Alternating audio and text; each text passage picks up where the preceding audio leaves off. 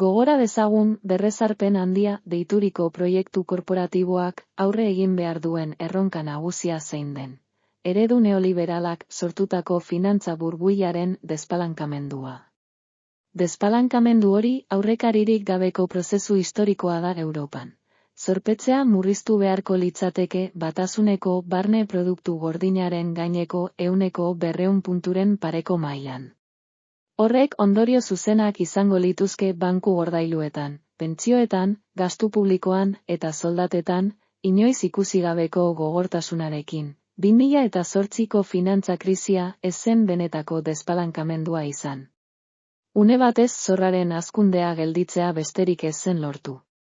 Hala ere, lehen urteetako ezegonkortasun politikoak beldurra zabaldu zuen elite korporatiboaren artean.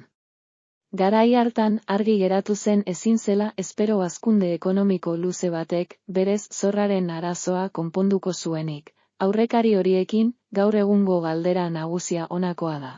Nola egin despalankamendu prozesu hori herri matxinada handi bat piztu gabe izan ere, ia pentsa ezina da halako murrizketa bat egitea. Banku gordailuak arriskuan jarriz, inflazioaren bidez soldatak izoztuz edo pentsioak murriztuz.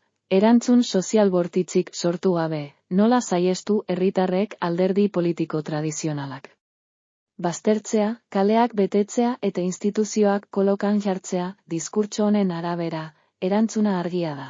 Aldi baterako diktadura korporatibo bat ezartzea. Helburua ez litzateke iraultza soziala eragoztea bakarrik, baizik eta bi prozesu aldi berean gauzatzea.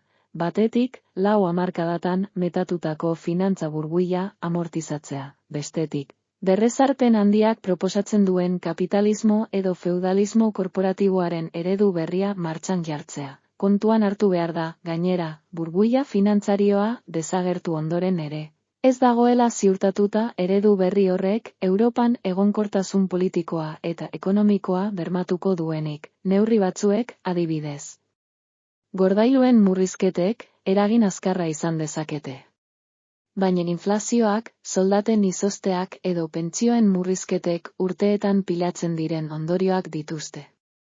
Horrek esan nahi du kontrol eredu horrek denbora luzez iraun beharko lukeela. 5 eta 10 urte arteko epe batean gutxienez. Zein motatako diktaduraz ari gara? Hasieran, diktadura korporatibo batez. Herriaren erreakzioa neutralizatzeko beharrezkoak diren neurri murriztaile eta errepresiboak aplikatuko lituzkeena. Bere helburuen eta ikuspegiaren arabera, eredu hori neofasistatzat jo liteke, nahiz eta erabilitako tresnak ez diren iraganekoak izango. Gaur egun, teknologia berriek kontrol sozialerako aukera berriak eskaintzen dituzte. Eta horrek, testuinguru honetan, panorama guztiz berria irekitzen du. Kultura eta hizkuntza politika sailak, hizkuntza politikarako sailburuordetzak diruz lagundua.